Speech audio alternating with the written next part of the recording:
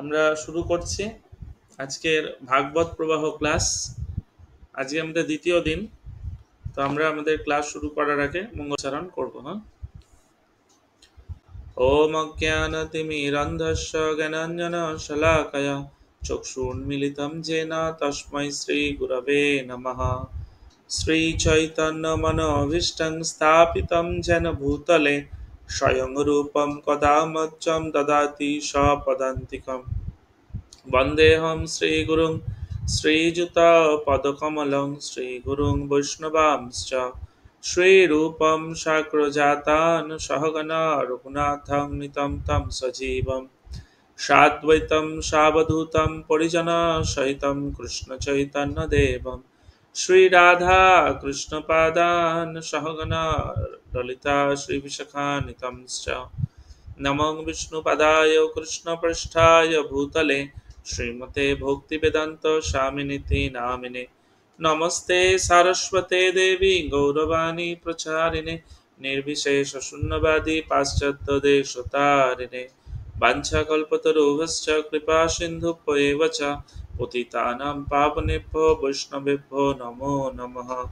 हे कृष्ण करुणा सिन्धु दीनबन्धु जगत्पते गोपेश गोपिकाकान्त राधाकान्त नमस्तुते। तप्त काञ्चन गौराङ्गी राधे वृन्दावनेश्वरी वृषभानुसुते देवी प्रणमामि हरिप्रिये। नीलाचलनिवासाय नित्याय परमात्मने बलभद्रा सुभद्राभ्यां जगन्नाथाय ते नमः। जय श्री कृष्ण चैतन्य प्रभु नित्यानंद श्री अद्वैत गदाधर श्रीवासादि गौरभक्तवृंद। हरे कृष्ण कृष्ण कृष्ण हरे हरे हरे राम राम राम हरे हरे। তো আজকের গীতা প্রবাহ ক্লাসে সকলকে স্বাগত। আমরা আগের দিন আলোচনা করেছিলাম আমাদের ক্লাসে যে নৈমিষারণ্যে ৬০,০০০ মুনি ঋষি একত্রিত হয়েছেন। তাদের মধ্যে প্রধান ছিলেন শৌনক ঋষি। তো শৌনক ঋষি সুত গোস্বামীকে ৬টি প্রশ্ন করেছিলেন। ৬টি প্রশ্ন কি কি ছিল? জনসাধারণের পরম মঙ্গল কিভাবে সাধিত হয়? খুব ভালো। ২ নম্বর প্রশ্ন কি ছিল আরেকজন বলুন। সকল শাস্ত্রের সারমর্ম আমাদের সামনে আপনি বিশ্লেষণ করুন। ৩ নম্বর প্রশ্ন। হরে কৃষ্ণ প্রভু লীলাবতার। ৩ নম্বরটা লীলাবতার ছিল না, ৩ নম্বরটা ছিল যে কৃষ্ণ কি উদ্দেশ্য নিয়ে দেবকীর গর্ভে আবির্ভূত হয়েছিলেন। ৪ নম্বর প্রশ্ন ছিল পুরুষ অবতার, পুরুষ অবতারগুলি বর্ণনা করুন। ৫ নম্বর প্রশ্ন ছিল লীলা অবতার এবং ৬ নম্বর প্রশ্ন ছিল কৃষ্ণ ভগবত ধামে নিজের আলয়ে ফিরে গেছেন, এখন ধর্ম কার অধীনে রয়েছে। ঠিক আছে না? নোট করতে হবে, নোট না করলে তো বলতে পারবেন না, ভুলে যাবেন। তো যাই হোক, তো আজকে আমরা দ্বিতীয় ক্লাস শুরু করব। দ্বিতীয় ক্লাসের বিষয়বস্তু হচ্ছে, আমরা আগের দিন ১ নম্বর থেকে ৩ নম্বর অধ্যায় পর্যন্ত আমরা আলোচনা করেছিলাম, যার মূল বিষয়বস্তু ছিল শৌনকাদি ঋষি কর্তৃক সুত গোস্বামীকে ৬টি প্রশ্ন। আজকে আমরা আলোচনা করব শ্রীমদ্ ভাগবতমের ইতিহাস। শ্রীমদ্ ভাগবতম কি করে এলো আলোচনা করব, যার মূল বিষয়বস্তু হচ্ছে শ্রীমদ্ ভাগবতমের ইতিহাস। ৬টি প্রশ্নের উত্তর সুত গোস্বামী পাদ দিয়েছিলেন এবং আমরা শেষ পড়েছিলাম যে ভাগবতম এর যে আবির্ভাব কেন হয়েছিল না ধর্মকে আশ্রয় প্রদান করার জন্য। আমরা একটা শ্লোক বলেছিলাম, কৃষ্ণ স্বধামে অপগতে ধর্ম জ্ঞান আধিবি সহ। কৃষ্ণ নিজের ধামে ফিরে গেছে ধর্ম জ্ঞান আদি সহ। কলৌ নষ্ট দৃশ্যম এষা পুরাণ অর্ক অধুনা উদিত। বলছে শ্রীমদ্ ভাগবতম যেটা হচ্ছে ভগবানের গ্রন্থ অবতার, ভগবানের গ্রন্থ অবতার শ্রীমদ্ ভাগবতম উদিত হয়েছে। কার মতো? সূর্য যেমন উদিত হয় সেরকম এই ভাগবতম হচ্ছে সমস্ত পুরাণ, সমস্ত শাস্ত্রের মধ্যে হচ্ছে সূর্য। সূর্য যখন উদিত হয় তখন সমস্ত অন্ধকার দূরীভূত হয়ে যায়, তেমনি এই ভাগবতমের মতো সাহিত্য বা শাস্ত্র যখন উদিত হয় তখন সমস্ত আমাদের অজ্ঞানতার যে অন্ধকার দূরীভূত হয়ে যায়। কলৌ নষ্ট দিশম এস, যখন কলিযুগের মানুষদের দৃষ্টি, কি দৃষ্টি না স্পিরিচুয়াল ভিশন, আধ্যাত্মিক দৃষ্টি যখন নষ্ট হয়ে যায় তখন পুরানো অর্ক, সমস্ত পুরাণের মধ্যে সূর্য, সেই সূর্য রূপ শ্রীমদ্ ভাগবতম, যা ভগবান কৃষ্ণের গ্রন্থ অবতার, উদিত হয়েছে এবং ধর্ম তাতেই আশ্রয় গ্রহণ করেছে। আমরা লাস্টে এই বলে শেষ করেছিলাম, আমাদের কলিযুগের জন্য ভক্তি হচ্ছে আমাদের পরম ধর্ম, আমাদের পরম ভগবান হচ্ছে শ্রীকৃষ্ণ এবং পরম আশ্রয় হচ্ছে শ্রীমদ্ ভাগবতম। তো আজকে আমরা 4, 5, 6, 7 এই 4টে অধ্যায় নিয়ে আমরা আলোচনা করব। তো প্রথম 4 নম্বর অধ্যায়ের মূল বিষয়বস্তু হচ্ছে নারদ মুনির আবির্ভাব। তো শৌনকাদি ঋষিদেরকে যখন সুত গোস্বামী এই 6টি প্রশ্নের উত্তর প্রদান করলেন, তারপর শৌনকাদি ঋষি সুত গোস্বামীকে আরো কিছু প্রশ্ন করলেন। এই অধ্যায়ের মূল বিষয়বস্তু হচ্ছে শৌনক ঋষির পরবর্তী প্রশ্ন, ব্যাসদেব কি করলেন, বেদকে বিভক্ত করলেন। 4টে বেদ, ঋক, সাম, যজুর, অথর্ব এবং পুরাণ, মহাভারত এসবে বিভক্ত করলেন। এত কিছু করার পরেও ব্যাসদেব সন্তুষ্ট হচ্ছিলেন না, তিনি অসন্তুষ্ট ছিলেন। তারপর সেই স্থানে নারদ মুনির আবির্ভাব হয়। তো শৌনকাদি ঋষি এই 6টি প্রশ্ন করার পরেও আরো কিছু প্রশ্ন করেছিলেন। তার মধ্যে একটা প্রশ্ন হচ্ছে ভাগবতের ইতিহাস সম্পর্কে প্রশ্ন, যে ভাগবত কি করে আবির্ভূত হয়েছেন। তো এই চ্যাপ্টার প্রথমে বর্ণনা করা হয়েছে শৌনক ঋষির গুণাবলী। শৌনক ঋষিকে কেন 60,000 মুনি ঋষিরা তাদের নেতা বা তাদের দলপতি হিসাবে নির্বাচিত করেছিলেন, নিশ্চয়ই তার মধ্যে বিশেষ কিছু গুণাবলী বর্তমান ছিল। তো শৌনক ঋষির গুণাবলীগুলোর মধ্যে রয়েছে, শৌনক ঋষি ছিলেন অত্যন্ত বৃদ্ধ, তিনি সবার মধ্যে ছিলেন অত্যন্ত প্রবীণ, তিনি ছিলেন কুলপতি, সবার প্রধান, এবং তিনি ছিলেন বিদ্বান। এইভাবে শৌনক ঋষির গুণাবলী সম্পর্কে বলা হয়েছে এবং সুত গোস্বামী যিনি উত্তর দিচ্ছেন তার গুণাবলীও বর্ণনা করা আছে। তো 2 নম্বর শ্লোকে সুত গোস্বামীর গুণাবলীর মধ্যে বলা হয়েছে সুত গোস্বামী হচ্ছেন মহাভাগা, তিনি হচ্ছেন খুব ভাগ্যবান। সুত গোস্বামী, কেন সুত গোস্বামী ভাগ্যবান?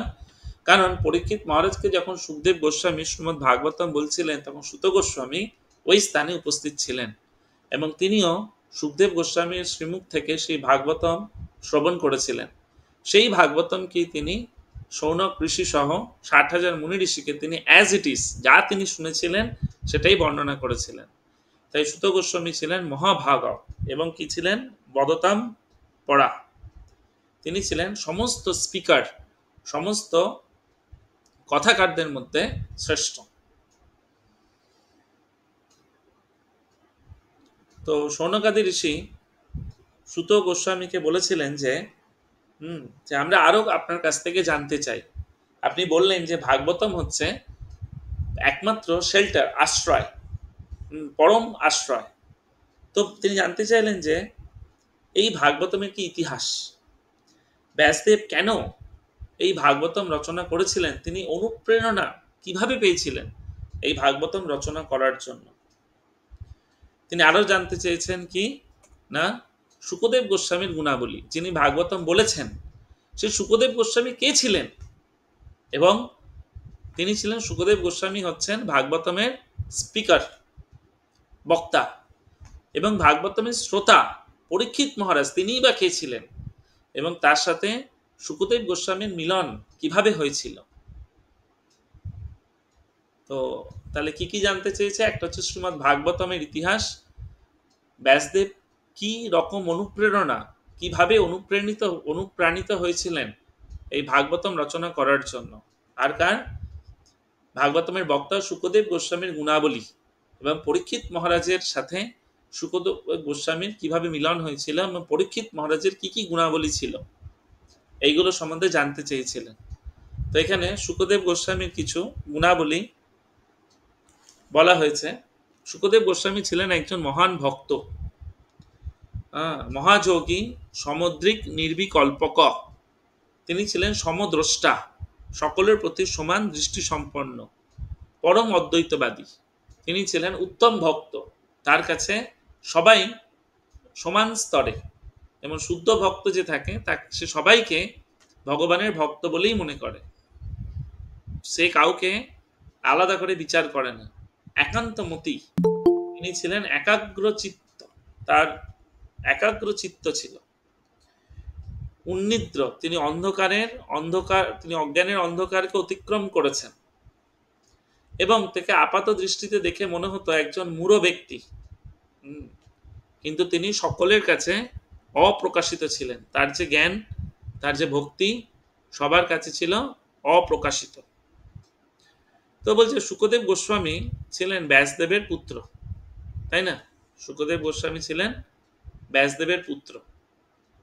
তো এখন কি হয়েছে, শুকদেব গোস্বামী 16 বছর পর্যন্ত ব্যাসদেবের যিনি পত্নী ছিলেন, নামটা ভুলে যাচ্ছি, তার গর্ভে ছিলেন। তিনি বেরিয়ে আসছিলেন না, তিনি গর্ভ থেকে বেরিয়ে আসছিলেন না।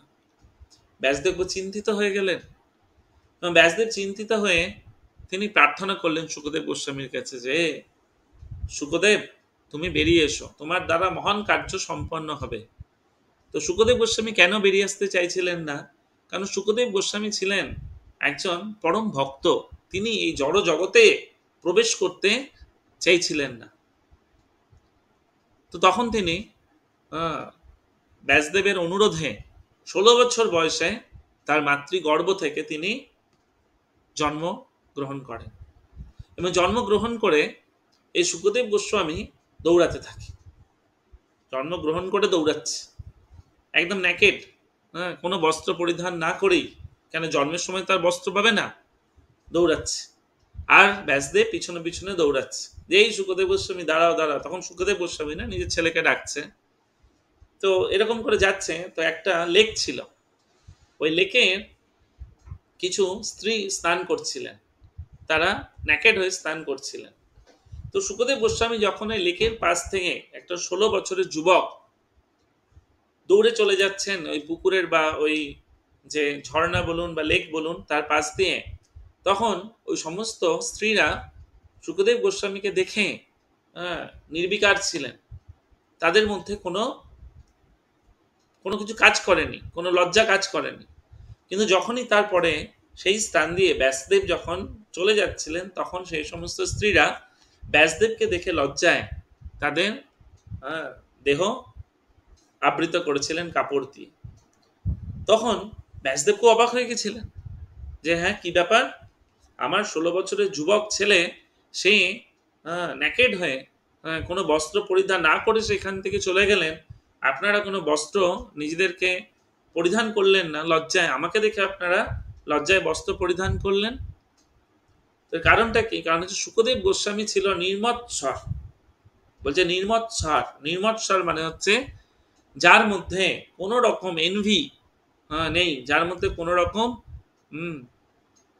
কোনো রকম ভেদাভেদ নেই। এই যে শুকদেব গোস্বামী যে সমস্ত গুণাবলীগুলো বলছি তার মধ্যে একটা আছে, দেখুন, সমদ্রষ্টা। তিনি সকলকে সমান দৃষ্টিতে দেখতেন। তার কাছে স্ত্রী, পুরুষ, মূর্খ, পণ্ডিত, পশু, মানুষ, তাদের মধ্যে কোনো পার্থক্য ছিল না। তিনি একাগ্র চিত্তে ছিলেন, তার চিত্ত ছিল ভগবানের নামে, ভগবানের চিন্তায় একাগ্র। যিনি অজ্ঞানের অন্ধকারকে অতিক্রম করেছেন এবং আপাত দৃষ্টিতে তাকে দেখে মনে করত মূঢ়। তিনি যখন হস্তিনাপুরে দিয়ে যাচ্ছিলেন তখন শুকদেব গোস্বামীকে কেউ চিনতে পারেননি, কারণ তিনি একজন উন্মাদ, একজন বোবা, একজন জড়ের মতো তিনি বিচরণ করতেন। তাই শুকদেব গোস্বামী ছিলেন একজন শুদ্ধ ভক্ত, যিনি ভগবানের দ্বারা এম্পাওয়ার্ড। এম্পাওয়ার্ড মানে হচ্ছে ভগবানের দ্বারা কি বলে, ভগবানের দ্বারা শক্তি সঞ্চারিত। এবং তিনিই হচ্ছেন এই ভাগবতমের ফোরমোস্ট স্পিকার।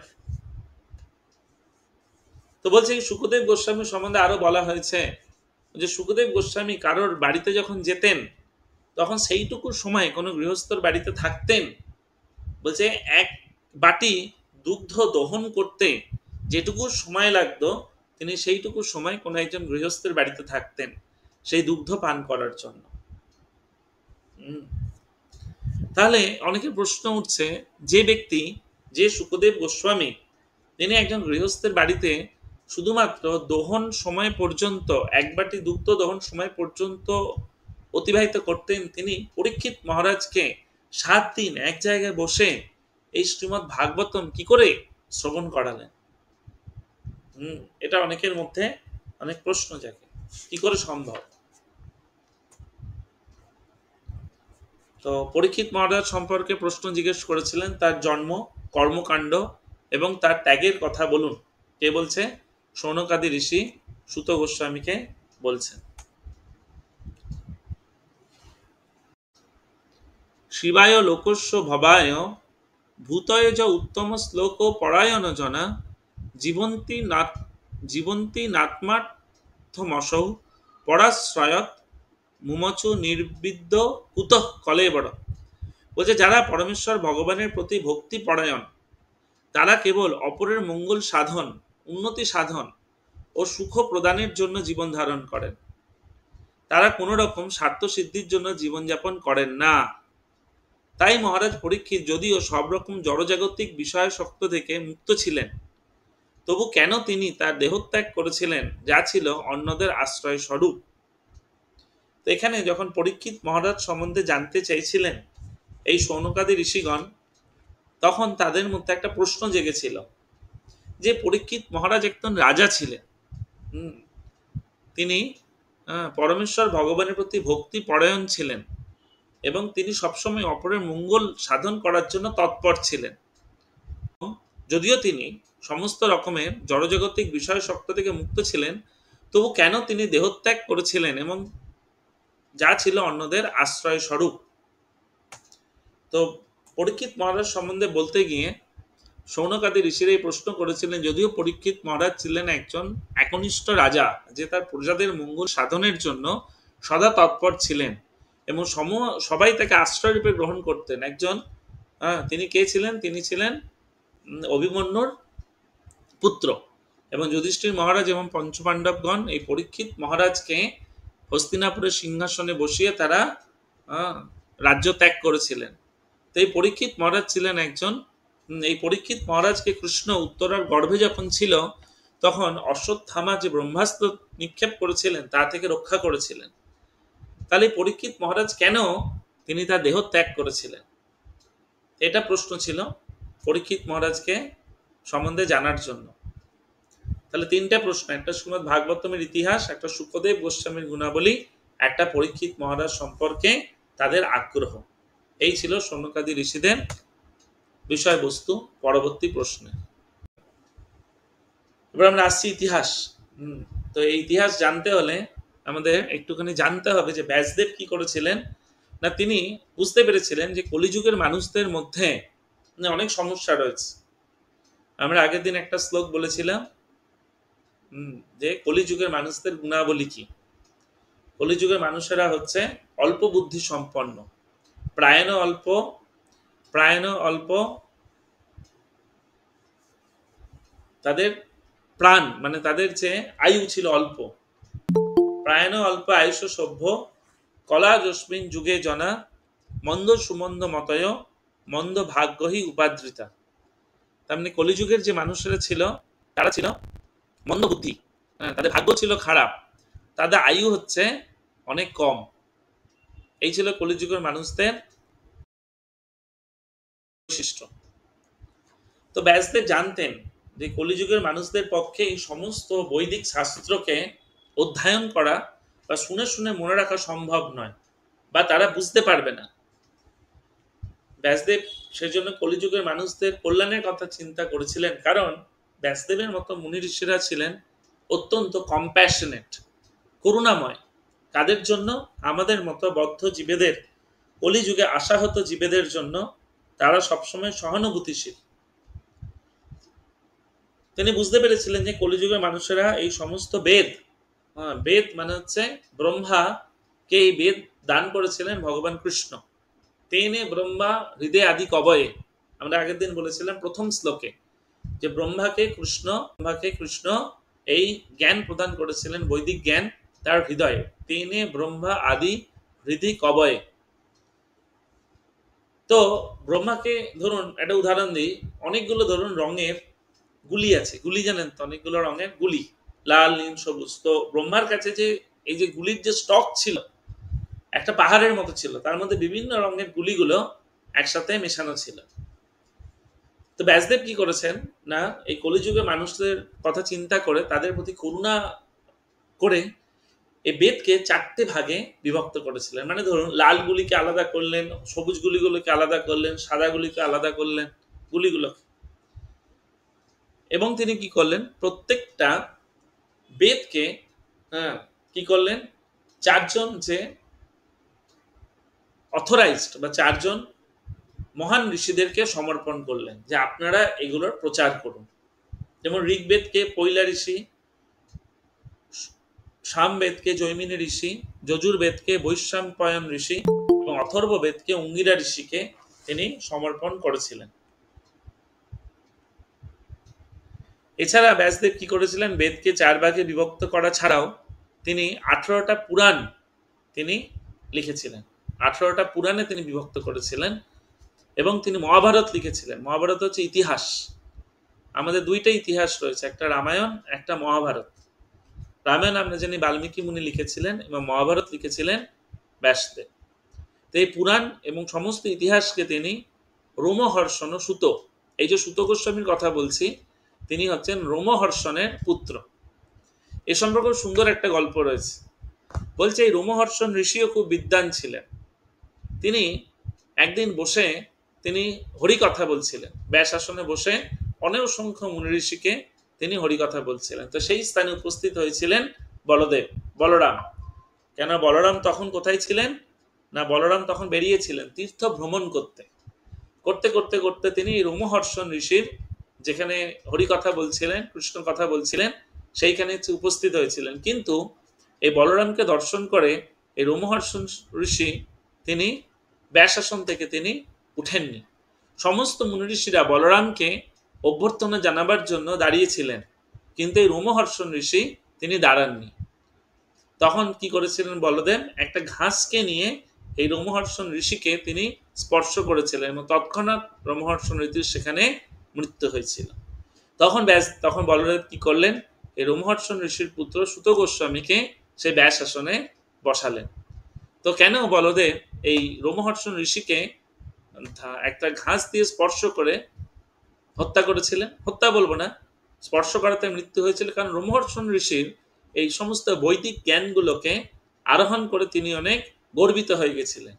তার মধ্যে অহংকার জন্মেছিল যে তিনি বলদেবকেও যিনি হচ্ছেন পরম পুরুষোত্তম ভগবান, যার কথা এই সমস্ত শাস্ত্রে লেখা আছে, যার থেকে বিষ্ণু, গর্ভদক্ষায় বিষ্ণু, কারণদক্ষায় বিষ্ণু, ক্ষীরোদক্ষায় বিষ্ণু আবির্ভূত হয়েছেন, তাকে তিনি বুঝতে পারেননি, তাকে তিনি চিনতে পারেননি। তাহলে তার এই সমস্ত শাস্ত্র জ্ঞানের কি প্রয়োজন? তো সেই শিক্ষা দেওয়ার জন্য বলদেব কি করেছিলেন, এই রোমহর্ষণ ঋষিকে ঘাস দিয়ে স্পর্শ করা মাত্রই তিনি মৃত্যুবরণ করেছিলেন এবং তখন তার পুত্র সুত গোস্বামীকে তিনি ব্যাসাসনে বসিয়েছিলেন। যাই হোক, এই রোমহর্ষণ ঋষিকে কি করেছিলেন না, পুরাণের দায়িত্ব দিয়েছিলেন সেটাকে প্রচার করার জন্য।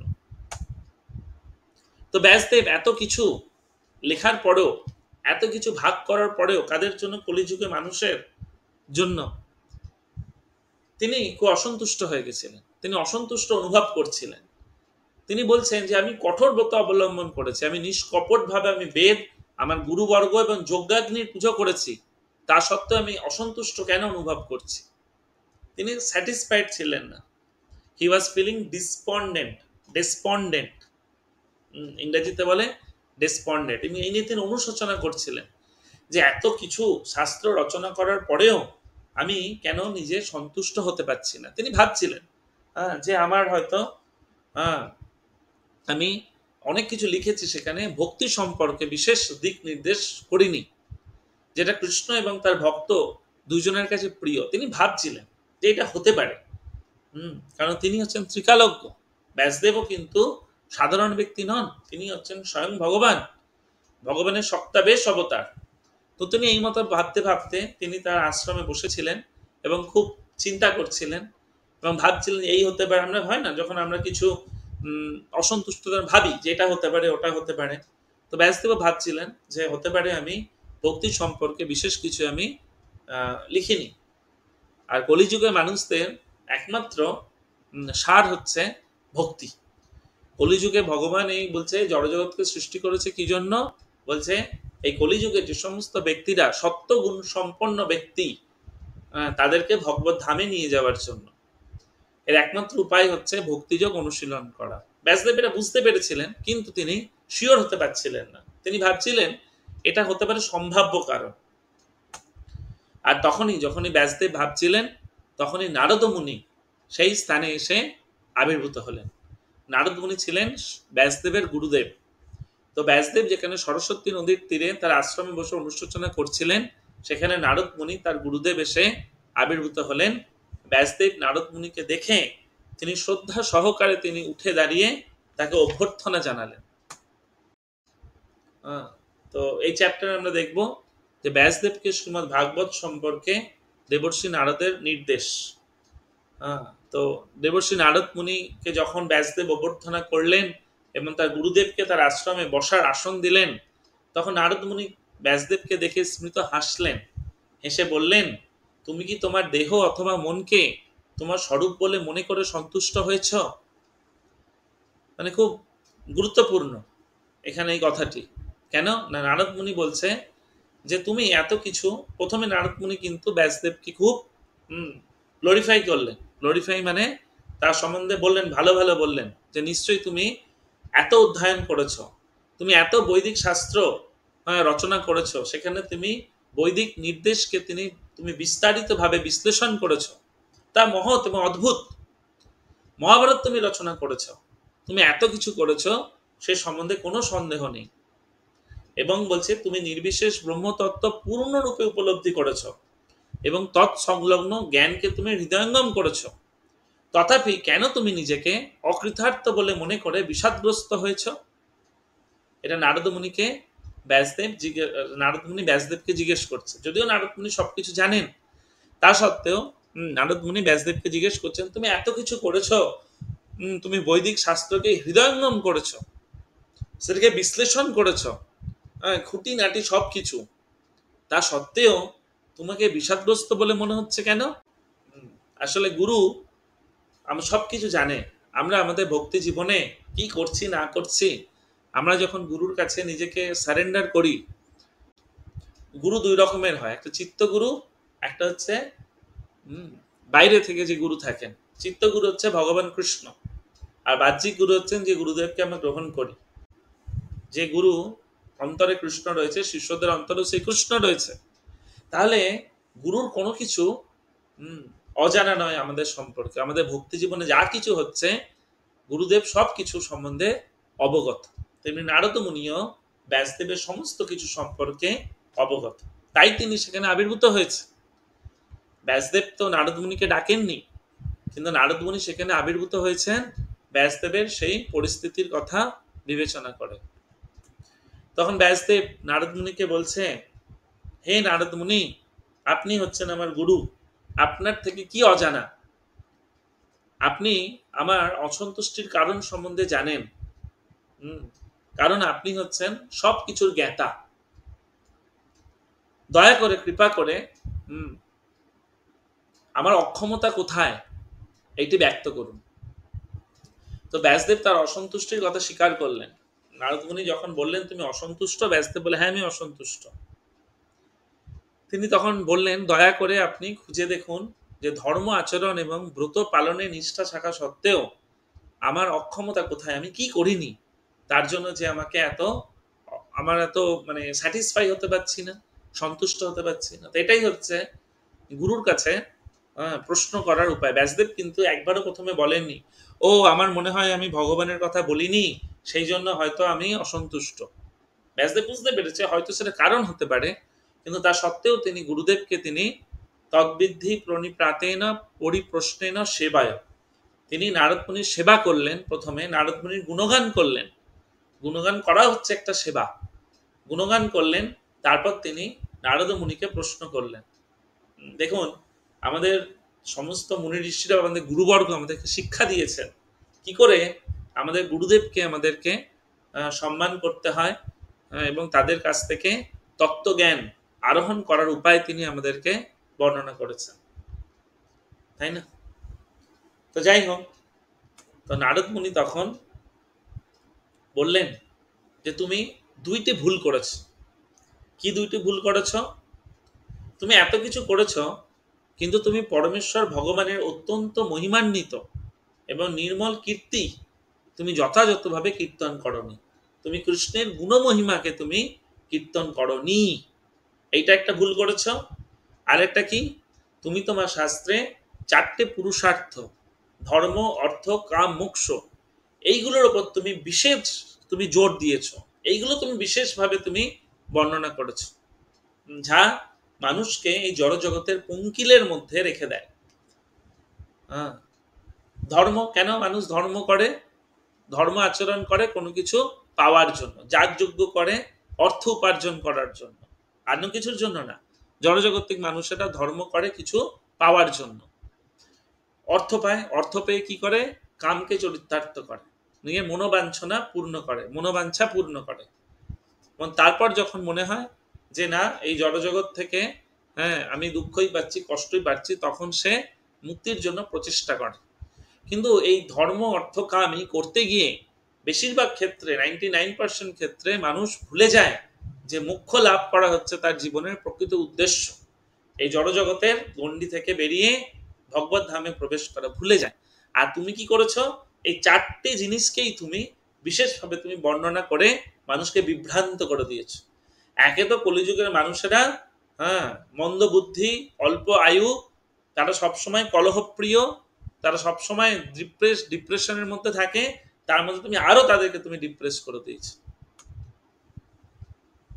তো এইভাবে নারদ মুনি কি করলেন? ব্যাসদেবকে চ্যাস্টাইজ করলেন, তিরস্কার করলেন, এইভাবে তিনি তিরস্কার করলেন। তারপর তিনি বর্ণনা করলেন যে দেখো ব্যাসদেব, 2 ধরনের সাহিত্য হয়। দেয়ার আর 2 টাইপস অফ লিটারেচার্স। একটা হচ্ছে জড়জাগতিক সাহিত্য, যা হচ্ছে কাকেদের তীর্থ, আর হচ্ছে আধ্যাত্মিক সাহিত্য, যা হচ্ছে ভগবত ধামে নিবাসকারী পরমহংসদের অত্যন্ত প্রিয়। খুব সুন্দর এখানে একটা শ্লোক রয়েছে, শ্লোকটা আমাদের কিন্তু জানতে হবে, মুখস্থ করতে হবে। ওই যে 2 ধরনের শাস্ত্র, একটা হচ্ছে আধ্যাত্মিক শাস্ত্র, একটা জড়জাগতিক শাস্ত্র। তো এই শ্লোকে বলছে দেখুন, ন যদ্বচৎ চিত্রপদম হরের যশ জগৎ পবিত্রম প্রগৃহীত করিচিত তদ্যাসং তীর্থমুসন্তি মানসা ন যত্র হংসা নিরমন্তি উশিক্ষয়া। যে বাণী জগৎ পবিত্রকারী ভগবানের মহিমা বর্ণনা করে না, তাকে সন্ত পুরুষেরা কাকেদের তীর্থ বলে বিবেচনা করে। কাকেদের তীর্থ, ব্যয়সম মনে হচ্ছে কাক, তদ্ব্যাসম তীর্থ মুসন্তি মানসা যত্র হংসা নিরমন্তি উশিক্ষয়া। বলছে ভগবত ধামে নিবাসকারী পরমহংসেরা সেখানে কোন রকম আনন্দ অনুভব করে না। তাহলে 2 রকমের সাহিত্য। তো যে সাহিত্য ভগবানের পবিত্র গুণমহিমাকে কীর্তন করে না, মহিমাকে বর্ণনা করে না, সেটা হচ্ছে কাকেদের তীর্থ। ন যদ বচৎ চিত্রপদম হরের যশ জগৎ পবিত্রং প্রগৃহীত করিচিত তদ্দায়সং তীর্থ মুসন্তি মানসা ন যত্র হংসা নিরমন্তি উশিক্ষয়া। তাহলে আমরা যদি কোনো উপন্যাস পড়ি, সেই উপন্যাসে যদি ভগবানের গুণমহিমা নির্দেশ না থাকে, তাহলে যদি আমরা সেখান থেকে আনন্দ পাই, তাহলে আমরা হচ্ছি কাকের সমান, আমরা হচ্ছি কাকের সমান। আমি বলিনি, এটা বলছে নারদ মুনি, বলছে ব্যাসদেবকে, সেটা কাকেদের তীর্থ। সেখানে যারা ভগবত ধামে নিবাসকারী, যারা পরমহংস, যারা ভক্তিযোগ অনুশীলন করে, তারা সেইখান থেকে কোনো আনন্দ পায় না। দেখবেন আমাদের সমাজে অনেক ব্যক্তি আছে যারা দিনের পর দিন ঘন্টার পর ঘন্টা উপন্যাস পড়ে না, সেখান থেকে আনন্দ পায়।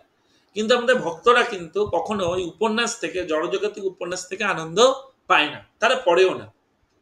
কেন পড়ে না? কারণ তারা হচ্ছে হংস। হংস মানে হচ্ছে রাজহাঁস। রাজহাঁস সবসময় এমন জায়গায় বিচরণ করে যেখানে কাকেরা আসে না, বা যেখানে কাকেরা বিচরণ করে সেখানে রাজহংস বিচরণ করে না। কারণ আমরা রাজহাঁস হব না, আমরা কাক হব? অবশ্যই আমরা রাজহংস হব। আমরা আনন্দ অনুভব করব বা আনন্দ পাবো যে শাস্ত্র থেকে, আমরা সেই শাস্ত্র অধ্যয়ন করব। তাহলে এটা হচ্ছে জড়জাগতিক শাস্ত্র। আর আধ্যাত্মিক শাস্ত্র কি? এই শ্লোকটা খুব গুরুত্বপূর্ণ। হ্যাঁ, তদ্বাগ বিসর্গ জনতাঘ বিপ্লব যস্মিন প্রতি শ্লোকম অবদ্ধবত্তপি নামানি অনন্তস্য যশঙ্কিতানি যৎ শৃণ্বন্তি গায়ন্তি গৃহ্ণন্তি সাধব। খুব গুরুত্বপূর্ণ। বলছে যে সমস্ত সাহিত্য অন্তহীন পরমেশ্বরের অন্তহীন পরমেশ্বর ভগবানের নাম, রূপ, যশ, লীলা ইত্যাদি বর্ণনায় পূর্ণ, তা দিব্য শব্দ তরঙ্গে পরিপূর্ণ এক অপূর্ব সৃষ্টি, যাই জগতে উদ্ভ্রান্ত জনসাধারণের পাপ পঙ্কিল জীবনে এক বিপ্লবের সূচনা করে। এই অপ্রাকৃত সাহিত্য যদি নির্ভুলভাবে রচিত নাও হয়, তবুও তা সৎ এবং নির্মল চিত্ত সাধুরা শ্রবণ করে, কীর্তন করে এবং গ্রহণ করে। বলছে অপ্রাকৃত যে সাহিত্য রয়েছে, যেখানে কৃষ্ণের নাম, রূপ, গুণ, লীলা এইগুলো বর্ণনা করা হয়েছে, যদি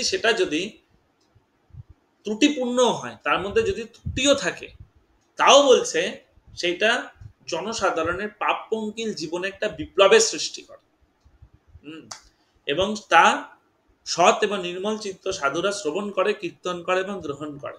তো অনেকে আছেন, অনেক সাহিত্যিক রয়েছে যারা প্রভুপাদের যে সমস্ত ভাগবতম বা ভগবদ গীতা বা গ্রন্থাবলীগুলো রয়েছে তার মধ্যে অনেক ত্রুটি বের করে।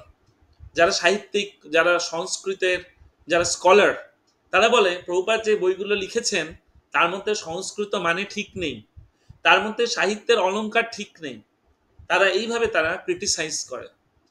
কিন্তু দেখুন, প্রভুপাদ যে গ্রন্থগুলো লিখেছে সেগুলো ভগবানের নাম, রূপ, যশ, লীলা বর্ণনা করেছে। যদিও সেগুলো ত্রুটিপূর্ণ, কিন্তু সেগুলো আজকে আমাদের সমাজে এক বিপ্লব সৃষ্টি করেছে।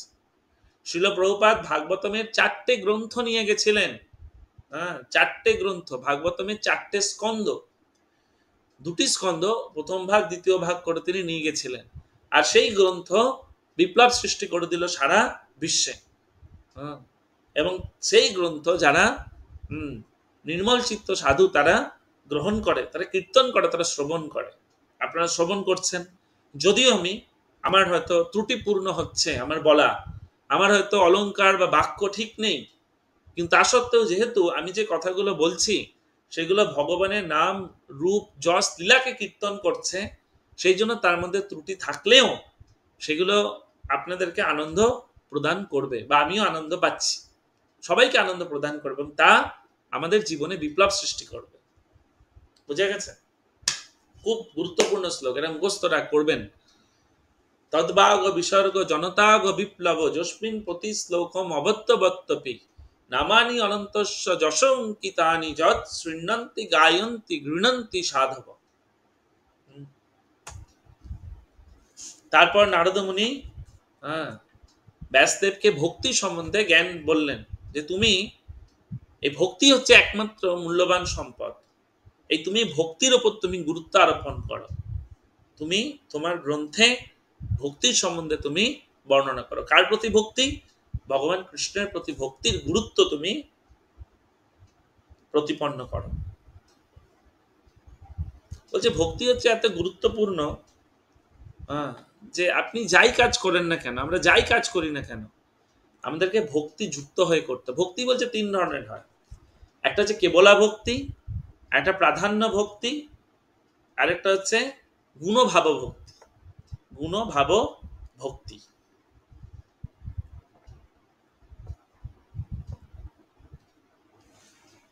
এই 3 ধরনের ভক্তি। কেবলা ভক্তি কি? কেবলা ভক্তি মানে হচ্ছে শুদ্ধ ভক্তি, এবং এই শুদ্ধ ভক্তির যে ফল, সেই ফল হচ্ছে প্রেম। আলটিমেট ফল হচ্ছে প্রেম। দ্বিতীয় ভক্তি হচ্ছে প্রাধান্য ভক্তি। এই ভক্তি হচ্ছে মিশ্র ভক্তি, এটা শুদ্ধ ভক্তি নয়। এই ভক্তি হচ্ছে মিশ্র ভক্তি। কি মিশ্র? কর্ম মিশ্র ভক্তি, জ্ঞান মিশ্র ভক্তি আর যোগ মিশ্র ভক্তি। মানে ভক্তিটা এখানে হচ্ছে প্রাইমারি, কিন্তু তার সাথে সেকেন্ডারিও রয়েছে। যেমন প্রথমে কেবলা ভক্তিতে একমাত্র ছিল ভক্তি, সেখানে প্রাইমারি বা সেকেন্ডারি হচ্ছে ভক্তি। প্রধানীভূত ভক্তিতে কি না, এখানে ভক্তিটা প্রাইমারি, কিন্তু অন্যান্য যেগুলো কর্ম জ্ঞান যোগ এগুলো এর সাথে রয়েছে। এটা হচ্ছে প্রাধানীভূত ভক্তি। আর গুণভাব ভক্তি কি? এটা মিশ্র ভক্তি। এক্ষেত্রে ভক্তির প্রাধান্য হচ্ছে গৌণ, সেক্ষেত্রে কর্ম জ্ঞান এবং যোগ হচ্ছে প্রাথমিক বা প্রাধান্য পায়, ভক্তিটা তার সাথে। মানে সোজা কথা যদি বলি, একজন শুদ্ধ ভক্তি করছে, তার কাছে ভক্তিটাই হচ্ছে সব, তার কাছে কর্ম জ্ঞান এসবের কোনো গুরুত্ব নেই। আরেকজন ভক্তি করছে, সে ভক্তি খুব জোর দিয়ে করছে, কিন্তু তার সাথে সে কি করছে, কিছুটা যোগ করছে, কিছুটা জ্ঞান অনুশীলন করছে, আবার কিছুটা কর্ম করছে। মানে সে ভাবছে ভক্তি করছে ঠিক আছে, এটা গুরুত্বপূর্ণ, কিন্তু তার সাথে আমাকে এগুলো করতে হবে। আরেকটা কিনা গুণভাব ভক্তিতে কি বলছে না, সে কর্ম করছে জ্ঞান করছে যোগ করছে, কিন্তু ভক্তিরা সময় পেলে করছে। যেমন উদাহরণ দিই, আমরা যেমন যেটা করছি, আমরা কি করছি, আমরা ভক্তি করছি, 16 মালা জপ করছি, 4টে নিয়ম পালন করছি, তারপর আমরা যেটুকু সময় পাচ্ছি সেটুকু সময় আমরা কর্ম করছি, এটা হওয়া উচিত।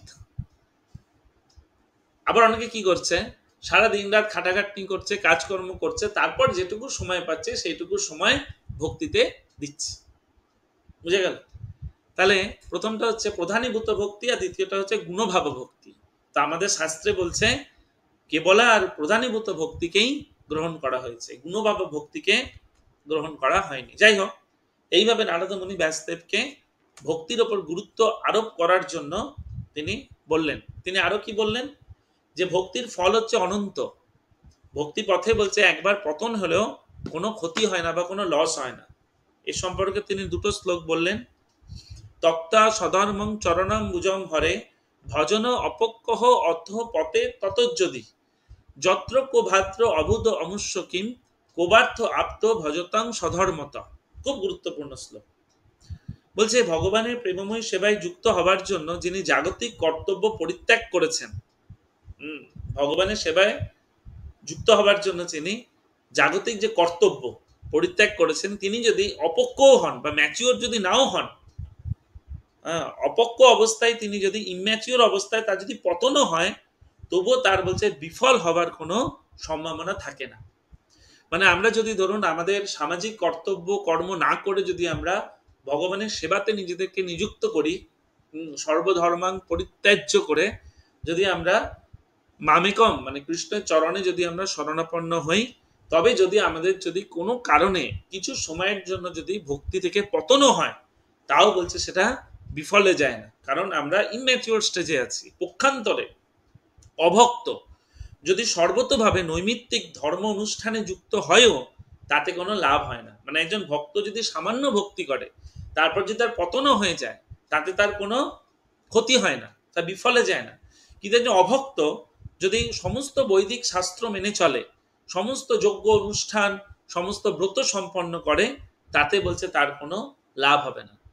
এর মানে হচ্ছে আমরা যা কর্ম করি না কেন, তার সাথে আমাদেরকে ভক্তিটাকে আমাদেরকে যোগ করতে হবে। তো নারদ মুনি বা ব্যাসদেবকে ভক্তির যে ফল, সেই ফল সম্বন্ধে উপদেশ দিচ্ছেন। তক্তা সধর্মং চরণম বুজম হরে, ভজন অপক্কহ অত পতে ততজ্জদি, যত্র ক বা ভাদ্র যত্র ক বা ভাদ্র অবুধ অমুষ্য কিং, কো বার্থ আপ্তহ ভজতাং সধর্মত। আবার কি বলছে, আরেকটা শ্লোকে কি বলছে, যে তস্যৈব হেত প্রয়তেত কো বিধা, ন লভ্যতে যৎ ভ্রমতাম উপরি অধ, তল্লভ্যতে দুঃখ বদন্নতং সুখম, কালেন সর্বত্র গভীর রংহসা। যে মানুষ যথার্থই বুদ্ধিমান এবং পারমার্থিক বিষয়ে উৎসাহী, তাদের কর্তব্য হচ্ছে সেই চরম লক্ষ্যে উপনীত হওয়ার জন্য প্রয়াস করা। যারা বুদ্ধিমান তাদের উচিত কি, চরম লক্ষ্য কি, ভগবত ধামে ফিরে যাওয়া, তার জন্য প্রয়াস করা। যা বলছে এই ব্রহ্মাণ্ডের সর্বোচ্চ লোক ব্রহ্মলোক থেকে শুরু করে সর্বনিম্ন পাতাল লোক পর্যন্ত ভ্রমণ করেও লাভ করা যায় না। কি লাভ করা যায় না? ভক্তি লাভ করা যায় না। বলছে আমরা যদি ব্রহ্মলোকে যদি চলে যাই, আবার যদি আমরা পাতাল লোকেও যাই, সেখানে আমরা ভক্তি লাভ করতে পারবো না। ইন্দ্রিয়ের মাধ্যমে যে জড় সুখ প্রাপ্ত হয় তা কালের প্রভাবে আপনা থেকেই লাভ হয়। ঠিক যেমন আকাঙ্ক্ষা না করলেও কালক্রমে আমরা দুঃখ ভোগ করি। তো নারদ মুনি ব্যাসদেবকে কি বলছে না, ভক্তি করো। হ্যাঁ, যে ভক্তি অ্যাকচুয়ালি ব্যাসদেবকে বলছে না, আমাদেরকে বলছে। ব্যাসদেব সেটা আমাদের ভাগবতমের মাধ্যমে তুলে ধরছেন যে ভক্তি করো। আমি ব্রহ্মলোক থেকে পাতাল লোক পর্যন্ত গেলেও আমি ভক্তি পাবো না। আর আমরা যে সমস্ত ইন্দ্রিয় জাত জিনিস প্রাপ্ত হই সেগুলো তো আপনা থেকেই আমাদের আসবে।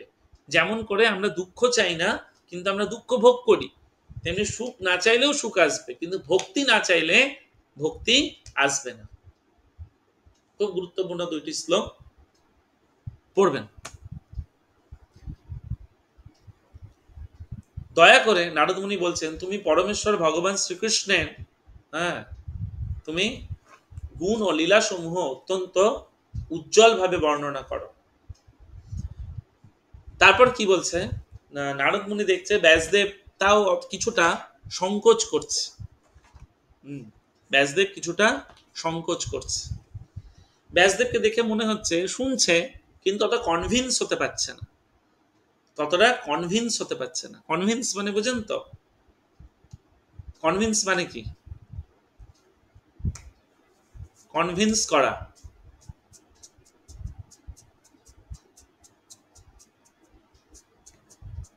আমি বুঝিয়ে আপনাকে কনভিন্স করলাম। তো নারদ মুনি অনেক সময় হয় না, আমিও তো ক্লাস দিচ্ছি কিন্তু আপনারা বুঝতে পারছেন না, আমার মনে হচ্ছে, হয় অনেক সময়। তো যাই হোক, তো নারদ মুনি ব্যাসদেবকে বললেন যে তুমি কৃষ্ণের গুণ ও লীলা উজ্জ্বল ভাবে বর্ণনা করো। তখন নারদ মুনি যখন বুঝতে পারলেন যে ব্যাসদেব কনভিন্স হচ্ছেন না, তখন নারদ মুনি ব্যাসদেবকে নিজের জীবনের অভিজ্ঞতা শোনালেন, তাকে অনুপ্রেরণা দেওয়ার জন্য। কি বলছে নারদ মুনি? পূর্বকালে আমি একজন দাসী পুত্র রূপে জন্মেছিলাম। পূর্বকল্পে, নারদ মুনি এই জন্মে নারদ মুনি, আগের জন্মে যখন তিনি নারদ মুনি ছিলেন না, তার মানে নারদ মুনি গল্প বলছেন তিনি কি করে নারদ মুনি হলেন। অনেক সময় বলি না আমরা কি করে ভক্ত হলাম, তেমনি নারদ মুনি বলছে আমি নারদ মুনি কি করে হলাম। বলছে একবার কি হয়েছিল, চাতুর্মাস্য চলে, এখন যেমন চাতুর্মাস্য চলছে, হ্যাঁ, যারা একাদশী থেকে চাতুর্মাস্য করছেন তারা আজ থেকে দধি না দই, এবার কি বর্জন করছেন, এবার দই নাকি ভুলে গেলাম, দই বর্জন করছেন, তাই তো? আমরা যেহেতু পূর্ণিমা টু পূর্ণিমা করি, সেটা আমরা পূর্ণিমা থেকে করব।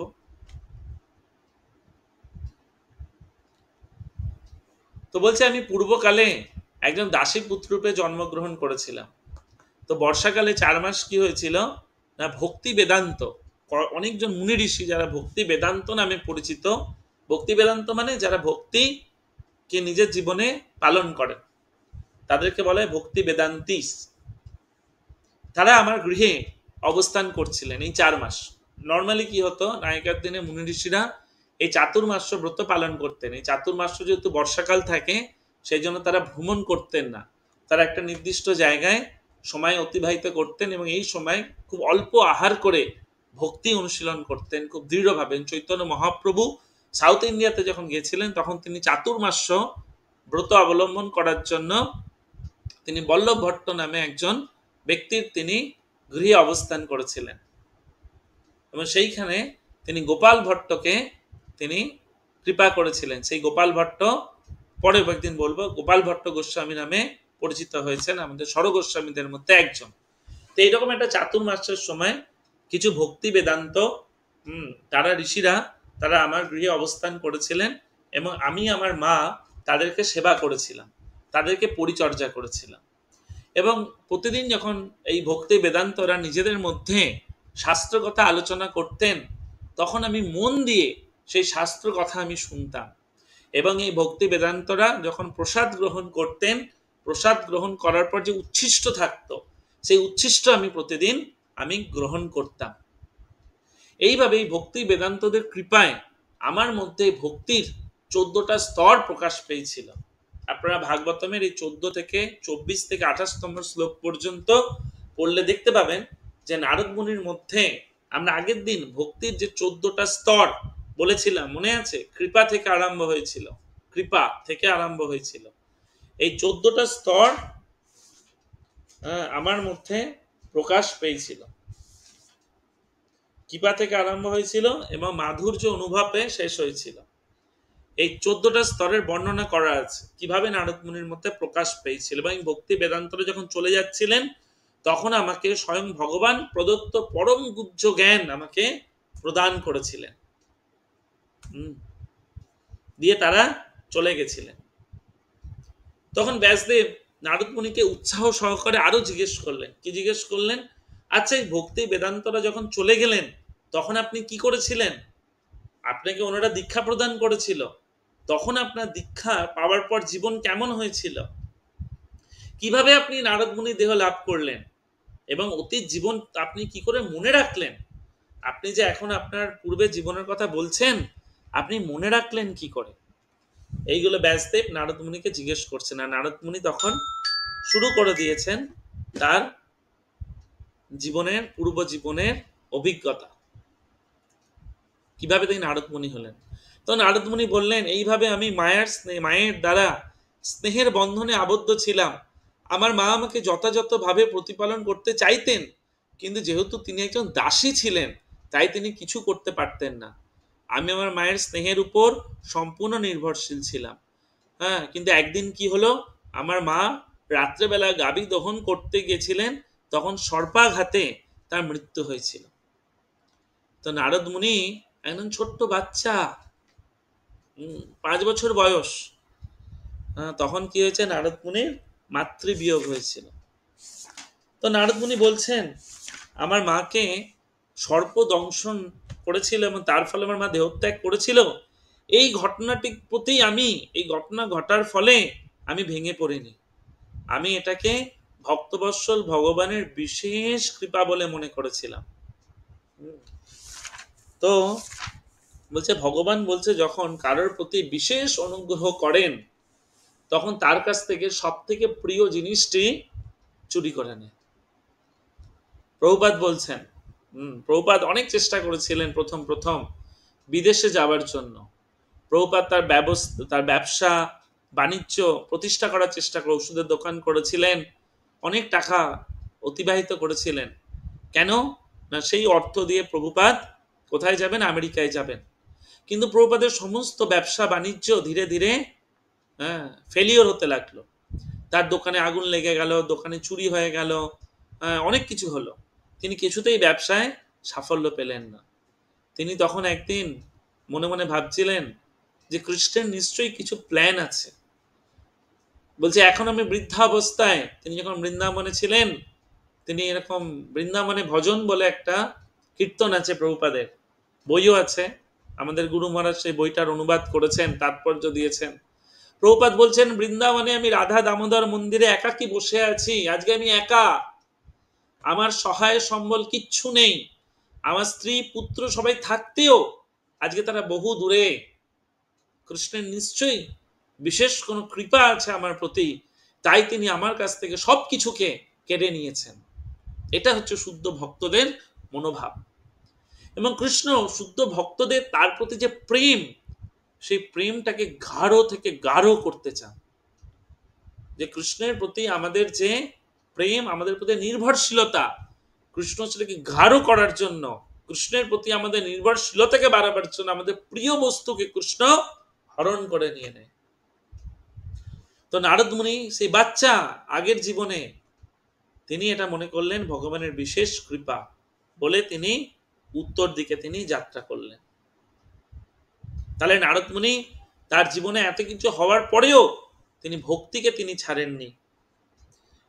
তার জীবনে কত প্রতিকূলতা, তিনি একজন দাসীর পুত্র ছিলেন, তার এই বাচ্চা বয়স, তিনি সূত্রের ঘরে জন্মেছে, তার বাবার ঠিক নেই, দাসী পুত্র, বাবার পরিচয় দেয়নি এখানে।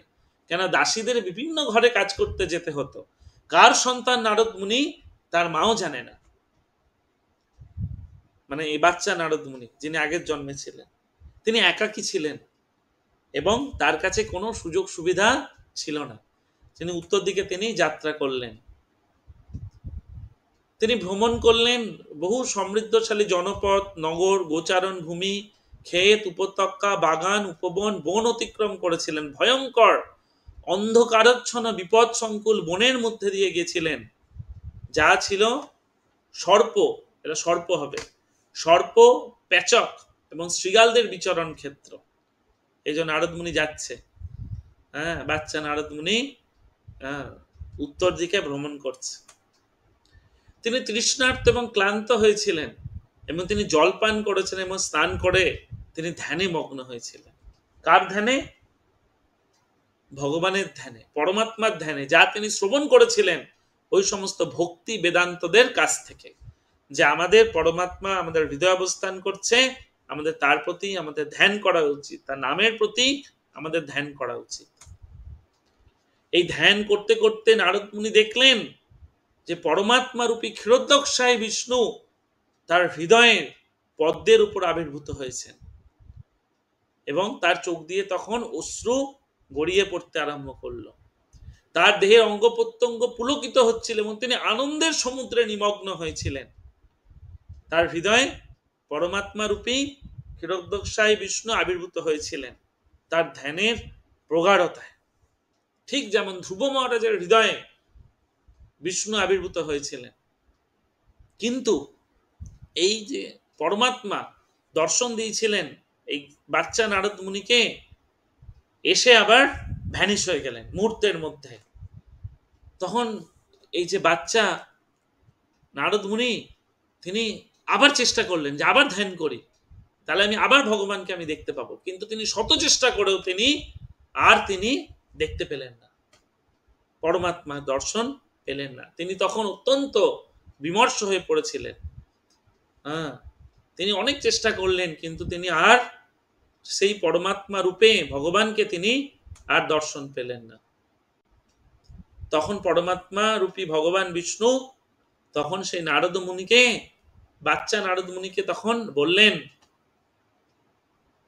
তুমি কেবলমাত্র একবার আমার রূপ দর্শন করেছ, কেন আমি তোমাকে দর্শন করালাম? কেবলমাত্র তোমার প্রতি আমার প্রতি তোমার আসক্তিকে বৃদ্ধি করার জন্য,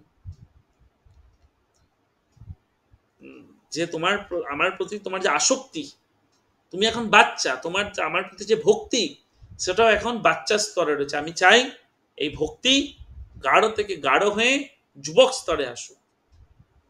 তাহলে দেখুন, এই অল্প কালের জন্য ভক্ত সাধু সঙ্গ করলে আমরা কত কিছু লাভ করতে পারি।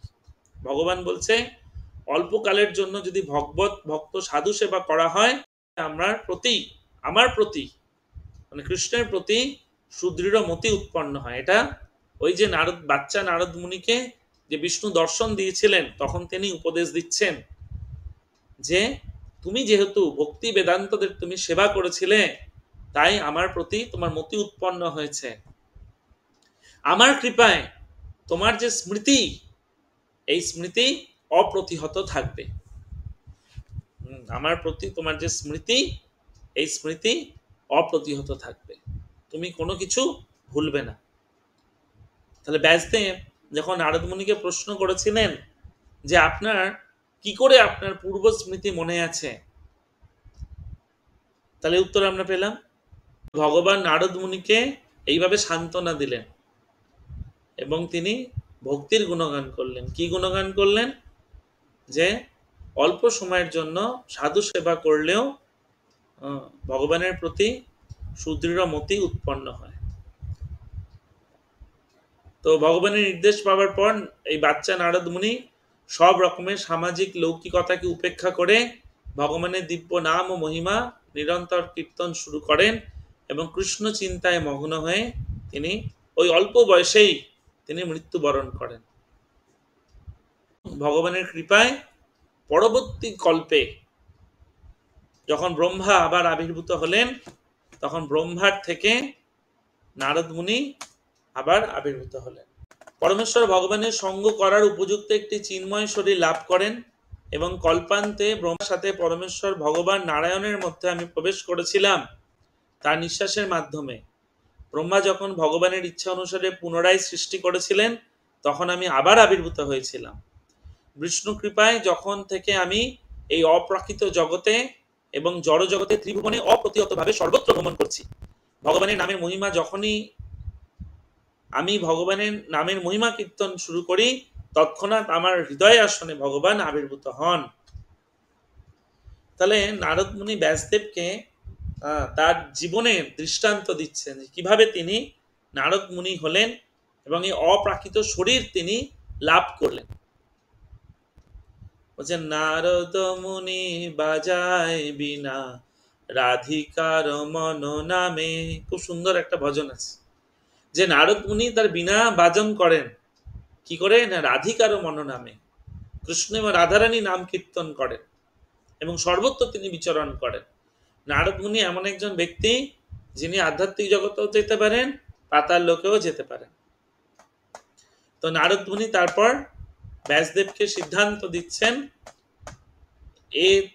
এতধি আতুর চিত্তানাম মাত্রা স্পর্শ ছায়ামুহ ভব সিন্ধু প্লবদৃষ্ট হরিচর্যা অনুবর্ণনম। তো নারদ মুনি সিদ্ধান্ত দিচ্ছে এই হরি কথা হচ্ছে একমাত্র উপযুক্ত নৌকা যার দ্বারা এই ভব সিন্ধুকে পার করা যায়। তো নারদ মুনি বলছেন আমি আমার ব্যক্তিগত অভিজ্ঞতার মাধ্যমে দেখেছি যে যারা সর্বদাই ইন্দ্রিয়ের দ্বারা বিষয় ভোগ বাসনায় আতুর তারা এক অতি উপযুক্ত নৌকা করে ভবসিন্ধু পার হতে পারে। তা হচ্ছে নিরন্তর পরমেশ্বর ভগবানের অপ্রাকৃত মহিমা কীর্তন করে। এখন এটা আমাদের কথা বলা হচ্ছে না, আমরা বিষয় ভোগের বাসনায় আতুর হয়ে আছি। এতধি আতুর চিত্তানাম মাত্রা স্পর্শ ছায়া মোহ, আমরা নিরন্তর ইন্দ্রিয় উপভোগের বিষয়ের প্রতি আসক্ত হয়ে আছে, আতুর হয়ে আছে। তাহলে আমাদের কি কোনো আশা নেই? বলছে আশা রয়েছে। আমরা যদি হরির শ্রী হরির পরমেশ্বর হরি চর্যানুবর্ণনম নিরন্তর আমরা যদি ভগবান হরির কার্যকলাপের কথা বর্ণনা করি বা শ্রবণ করি বা কীর্তন করি তাহলে বলছে এর মাধ্যমেই আমরা এই ভবসিন্ধু পার হতে পারব। তো নারদ মুনি ব্যাসদেবকে ভক্তি সম্বন্ধে উপদেশ প্রদান করলেন এবং বললেন তুমি ভক্তি ভগবান এবং ভগবানের ভক্তের কথা তুমি লেখো। তুমি কলিযুগের মানুষদের জন্য যদি কিছু করতে চাও তাহলে তুমি এই ভব সিন্ধু পার করার জন্য নৌকা প্রদান করো যা এই কলিযুগের মানুষরা নিরন্তর শ্রবণ কীর্তন করার মাধ্যমে পার করতে পারে।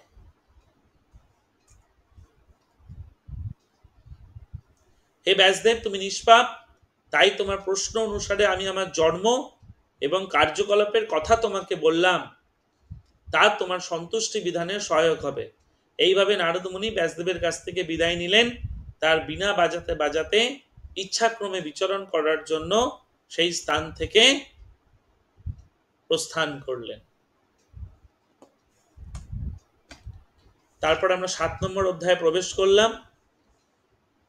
যখনই শৌনকাদি ঋষি সুত গোস্বামীর কাছ থেকে শ্রবণ করলেন তারা অত্যন্ত এক্সাইটেড হয়ে গেলেন এবং তারপর বললেন যে নারদ মুনি তো চলে গেল, তারপর ব্যাসদেব কি করলেন এই প্রশ্ন করলেন।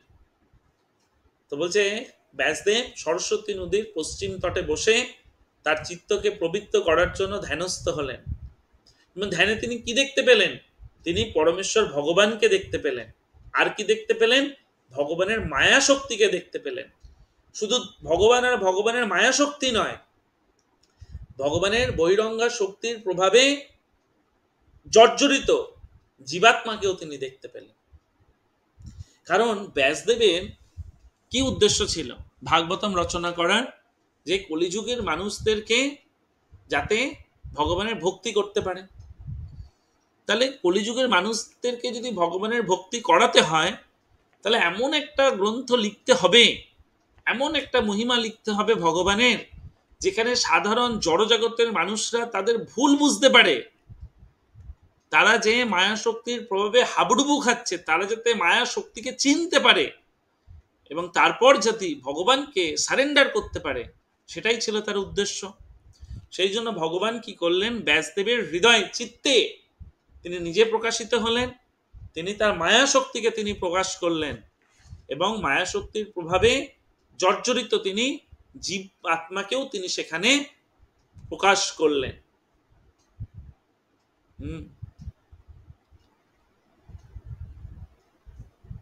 বুঝা গেল কেন তিনটেই দৃষ্টি পেলেন? বলছে ভগবানকে সামনে দেখলেন, তার পিছনে তিনি মায়া শক্তিকে দেখলেন। মায়া শক্তি সর্বদা ভগবানের পিছনে থাকে, সামনে থাকে না। যদি আমরা ভগবানের স্মরণ নিই, তাহলে আমাদেরকে ভগবানের পিছনে সেই মায়া শক্তিকে দর্শন করতে হবে না। বুঝা গেল?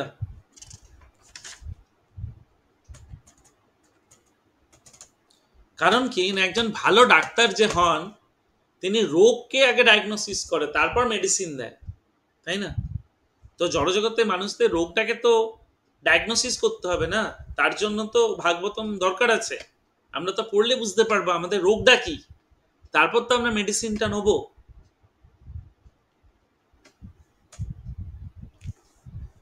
মেডিসিন দিচ্ছেন কি? ভক্তিযোগের মাধ্যমে জীবের জাগতিক দুঃখ দুর্দশা অচিরেই উপশম হয়। এই ভাগবতমে রয়েছে ভক্তিযোগের বর্ণনা। অনর্থ উপশমম সাক্ষাৎ ভক্তি যোগম অদক্ষজে লোকস্যা জানত বিদ্যাং চক্রে শাশ্বত সংহিতাম। বলছে ব্যাসদেব কেন এই শাশ্বত সংহিতাম ভাগবতম রচনা করেছেন? অনর্থ উপশমম সাক্ষাৎ, অনর্থকে উপশম করার জন্য, আমাদের হৃদয়ের মধ্যে যে সমস্ত অনর্থ রয়েছে সেগুলোকে উপশম করার জন্য। কিভাবে উপশম হবে? ভক্তি যোগম অদক্ষজে। অদক্ষজ কৃষ্ণ, কৃষ্ণকে বলা হয় অদক্ষজ। কৃষ্ণের ভক্তি করলে কেন? লোকাস্য জানতা, আমাদের লোক সাধারণকে জানাবার জন্য এই শাশ্বত সংহিতামকে ব্যাসদেব ভাগবতম রচনা করলেন। খুব গুরুত্বপূর্ণ শ্লোক। ব্যাসদেব কেন ভাগবতম রচনা করেছেন? একটাই কারণ, অনর্থম উপশমম সাক্ষাৎ ভক্তি যোগম অদক্ষজে লোকস্য জানত বিদ্যাং চক্রে, সেই শাশ্বত সংহিতা। এই শাশ্বত সংহিতাম ভাগবতমকে লোক জনসাধারণের মধ্যে জানাবার জন্য। কেন? যাতে তারা অদক্ষজ কৃষ্ণের ভক্তি অনুশীলন করার মাধ্যমে তাদের অনর্থগুলোকে নিবৃত করতে পারে। কেবলমাত্র বৈদিক শাস্ত্র এটা অধ্যয়ন হবে, অধ্যয়ন করার মাধ্যমে পরম পুরুষ শ্রীকৃষ্ণের প্রতি ভক্তির উদয় হয় এবং তার ফলে কি হবে, ভক্তি করলে কি হবে সেটাও বলছে। যস্যাং বৈশ্রিয় মানায়াং কৃষ্ণে পরমে পুরুষে ভক্তির উৎপদ্যতে পুংস শোক মোহ ভয়াপহ। বলছে কেবলমাত্র বৈদিক শাস্ত্র অধ্যয়ন করার মাধ্যমে, এই ভাগবতম অধ্যয়ন করার মাধ্যমে পরম পুরুষ শ্রীকৃষ্ণের প্রতি আমাদের ভক্তির উদয় হয়। ভক্তির উদয় হলে কি হবে না, আমাদের মধ্যে থেকে শোক মোহ ভয় তৎক্ষণাৎ দূরীভূত হবে। এটা খুব গুরুত্বপূর্ণ শ্লোক। যস্যাং বৈশ্রিয় মানায়াং কৃষ্ণে পরমে পুরুষে ভক্তির উৎপদ্যতে পুংস শোক মোহ ভয়াপহ। তো যাই হোক, এই জন্য ব্যাসদেব শ্রীমদ্ ভাগবতম রচনা করেছেন। শ্রীমদ্ ভাগবতম রচনা করার পিছনে এটাই হচ্ছে একমাত্র কারণ। হরে কৃষ্ণ। বুঝে গেল তাহলে ভাগবতম কেন রচনা করেছেন? এবং নারদ মুনি তার জীবনের দৃষ্টান্ত দিয়েছেন কি করে। তিনি বলছে সাধু সঙ্গ সর্বশাস্ত্রে কয়, লভ মাত্র সাধু সঙ্গে সর্বসিদ্ধি হয়। যে লভমাত্র সাধু সঙ্গ, যদি কেউ ক্ষণিকের জন্য যদি সাধু সঙ্গ করে তাহলে তার জীবনের পরম সিদ্ধি লাভ হয়। যার একান্ত, যার প্রকৃষ্ট উদাহরণ হচ্ছে এই নারদ মুনি, যে আগের জন্মে এই সমস্ত ভক্তি বেদান্তদের তিনি সেবা করেছিলেন তার মায়ের সাথে, তাদের কাছ থেকে শ্রবণ করেছিলেন, তার ফলে সে আধ্যাত্মিক দেহ লাভ করেছিলেন, যে দেহে তিনি সর্বদা তিনি ভগবান শ্রীকৃষ্ণের গুণমহিমা কীর্তন করেছেন, এখনো করছেন। তাহলে এটা হচ্ছে ব্যাসদেবের ভাগবতম রচনা করার অনুপ্রেরণা। তো আমরা ভাগবতমের চতুর্থ থেকে সপ্তম অধ্যায় পর্যন্ত এই বিষয়বস্তু আলোচনা হয়েছে। আপনারা ভাগবতম পড়বেন, তাহলে আপনারা আরো ডিটেলসে জানতে পারবেন। হরে কৃষ্ণ। কারো যদি কোনো প্রশ্ন থাকে, কারোর যদি কোনো কমেন্ট থাকে, তাহলে করতে পারেন। কেমন লাগলো? পরবর্তী ক্লাস করবেন তো?